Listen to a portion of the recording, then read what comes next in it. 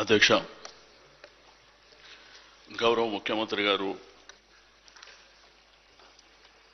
సంతాప తీర్మానాన్ని ప్రవేశపెట్టినటువంటి సందర్భాన్ని పురస్కరించుకొని బలపరుస్తూ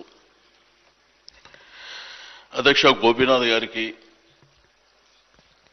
ఇక్కడ మాట్లాడిన గౌరవ ముఖ్యమంత్రి గారు, మంత్రులు, మా నాయకుడు కేటీఆర్ గారు,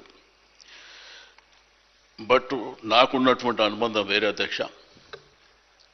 మేము అప్పుడు యంగ్స్టర్గా, యువకులుగా ఎన్టీ రామారావు గారు మరి పార్టీ ఆవిర్భావం, వారు ఎన్టీ రామారావు గారు హ్యాబిట్స్లో ఉంటుండే అధ్యక్ష. పార్టీ కార్యాలయం హిమాయత్ నగర్లో,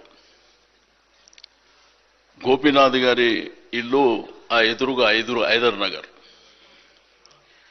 అయితే తెలుగు యువతలో నేను, గోపీనాథ్ గారు అనేకమైనటువంటి కార్యక్రమాలు, హైదరాబాదే కాదు అధ్యక్ష, ఢిల్లీ కానివ్వండి, ఆంధ్రప్రదేశ్ కానివ్వండి, తమిళనాడు కానివ్వండి, ఎక్కడికి పోయినా ఇద్దరం కలిసి ఎన్టీ రామారావు గారితో పాటు. అంటే ఎన్టీ రామారావు గారు అంటే మాకు బాగా అభిమానంగా మేము చిన్నప్పటి నుంచే వారితో పాటు యువతల మరి కలిసి పనిచేయడం జరిగింది అధ్యక్ష.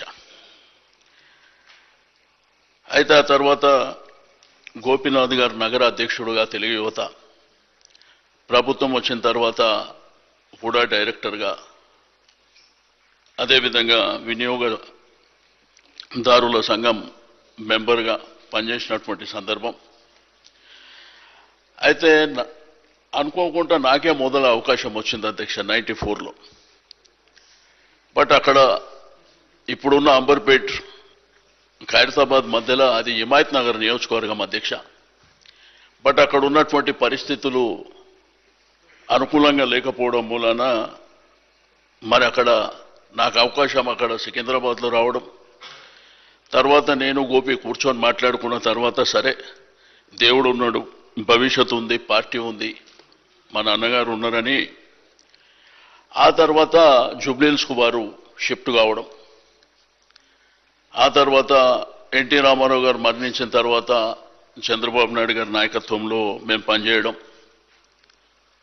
అక్కడ జూబ్లీహిల్స్ నియోజకవర్గం మరి డీలిమిటేషన్ అయిన తర్వాత అక్కడ ఒక నియోజకవర్గం ఏర్పడడం, దానికి గోపీనాథ్ గారికి అవకాశం రావాలని పార్టీలో మరి చంద్రబాబు నాయుడు గారితో మాట్లాడి, అప్పుడు నేను కూడా అధ్యక్షుడిగా ఉండే అధ్యక్ష.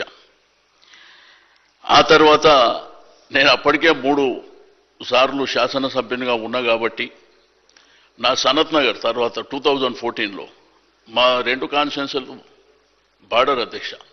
నేను సికింద్రాబాద్ నుంచి ఇక్కడ షిఫ్ట్ అయినా, గోపి జూబ్లీహిల్స్. నా నియోజకవర్గం కంటే ఎక్కువ నేను జూబ్లీహిల్స్ తిరిగిన అధ్యక్ష.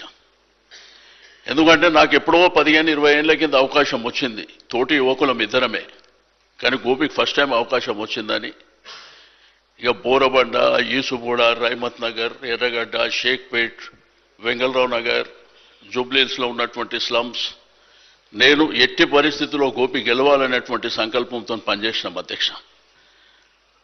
బట్ మొదటిసారి ఎమ్మెల్యే అయిన తర్వాత ప్రజలకు అందుబాటులో ఉండడం, నిరంతరంగా అంటే ఒక ప్రభుత్వ కార్యక్రమాలే కాకుండా తన సొంత కార్యక్రమాలు కూడా డిజైన్ చేసుకుంటుండే, ఒక పండుగలు వచ్చినా సొంతంగా కార్యక్రమాలు చేసేటువంటి వ్యక్తిత్వం అధ్యక్ష. ఆ తర్వాత 2 రాష్ట్రాలు అయిపోయినాయి. అప్పటికి గౌరవ ముఖ్యమంత్రి గారు రేవంత్ రెడ్డి గారు, మేము, గోపీనాథ్ గారు అందరం కలిసి పనిచేసినాం. ఆ తదనంతరము 2 రాష్ట్రాలు అయిపోయినాయి కాబట్టి మరి గౌరవ పెద్దలు కేసీఆర్ గారు మాతో మాట్లాడినప్పుడు, ఇక 2 రాష్ట్రాలు అయినాయి, మనం కలిసి పనిచేసుకొని మన రాష్ట్రాన్ని అభివృద్ధి చేసుకుందాం అన్నప్పుడు మేమందరము మరి ఇక్కడ టీఆర్ఎస్ పార్టీలో చేరడం, కలిసిమెలిసి పనిచేస్తుంటాం అధ్యక్ష. ఏ చిన్న కార్యక్రమం అయినా మాట్లాడుకునే పనిచేస్తున్నటువంటి సందర్భం. బట్ అన్ఫార్చునేట్ ఏంటంటే తన ఆరోగ్యం అనేది ఇంత తీవ్రంగా ఉంటుంది, తను ఇంత చిన్న వయసులోనే మనం కోల్పోతాం అనేటువంటిది కలలో కూడా ఊహించలే అధ్యక్ష. చనిపోయే ముందు 25వ తారీఖు నాడు మా తమ్ముడి డిన్నర్ ఉంటే నాకు ఫోన్ చేసి ఉదయమే ఇంటికి వచ్చి ఇద్దరం కూర్చొని 1 గంట సేపు మాట్లాడుకున్న తర్వాత తనకు తన విషయాలు నాతో షేర్ చేసుకున్న తర్వాత నేను చెప్పిన రేపు డిన్నర్ అయినాక నేను ఆస్ట్రేలియా పోతున్నా, వచ్చిన తర్వాత కూర్చొని మాట్లాడుకొని ఇబ్బందులు లేకుండా చూసుకుందామంటే అనుకోకుండా మరి వారు మరణించడం నిజంగా అధ్యక్ష, మరి అది దేవుడు జననం మరణం అనేది మన సర్వసాధారణమైనప్పటికీ పేదలు ప్రేమించేటువంటి ప్రజలు ప్రేమించేటువంటి ఒక గొప్ప నాయకుడిని కోల్పోవడం అనేది చాలా బాధాకరమైనటువంటి అంశం అధ్యక్ష. బట్ మన నిండు శాసనసభలోనే 2014 నుంచి కంటిన్యూగా అధ్యక్ష, అంటే ఒక వ్యక్తి 3 సార్లు గెలవాలంటే చిన్న విషయం కాదు అధ్యక్ష. ఇప్పుడు కరెంట్ రాజకీయాలు అనే టెంపరరీ రాజకీయాలు అయిపోయినాయి. బట్ రియాలిటీ అనేది వేరే ఉంటుంది అధ్యక్ష. బట్ అట్లా హైదరాబాద్ జంట నగరాల్లో కంటిన్యూగా గెలవడము మామూలు విషయం కాదు అధ్యక్ష. బట్ ఆ నియోజకవర్గ ప్రజలకు ఒక గోపెన్నగా నిరంతరం పెద్దలు శ్రీధర్ బాబు గారు ఇంతకుముందే చెప్పారు, వాళ్ళ తమ్ముడు చనిపోయినప్పుడు కూడా ఆ ఫ్యామిలీ రాజ్ కుమార్ చనిపోయినప్పుడు ఆ ఫ్యామిలీ అంతా బాగా డిస్టర్బ్ అయింది అధ్యక్ష. తల్లి కానివ్వండి, వాళ్ళ అన్న కానివ్వండి, గోపి కానివ్వండి, నేను ఎప్పుడు ఆడనే ఉంటుండే అధ్యక్ష. మా పార్టీ ఆఫీస్ ఎదురుగానే ఇల్లు ఉంటుండే, ఆ ఎదురుగా హైదర్ నగర్లో. గోపి నేను ఎక్కడ ఉన్నా కానీ కలిసి ఉంటుంటే. బట్ ఈ విధంగా శాసనసభ్యుడిగా 3 సార్లు ఉన్న తర్వాత శాసనసభ్యుడిగా మరణించడం అనేది కూడా చాలా బాధాకరమైనటువంటి అంశం. తప్పకుండా మరి ముఖ్యమంత్రి గారు సంతాప తీర్మానం ప్రవేశపెట్టిన దాన్ని బలపరుస్తూ ఆ కుటుంబానికి ఆ భగవంతుడు ధైర్యాన్ని ఇవ్వాలి. తప్పకుండా ఇప్పుడే కేటీఆర్ గారు, హరీష్ రావు గారు వారు హాస్పిటల్ ఉన్నప్పుడే మిగిలిన కార్యక్రమాలన్నీ జరిగే వరకు పార్టీ అన్ని విధాలుగా అండదండలు ఉంది.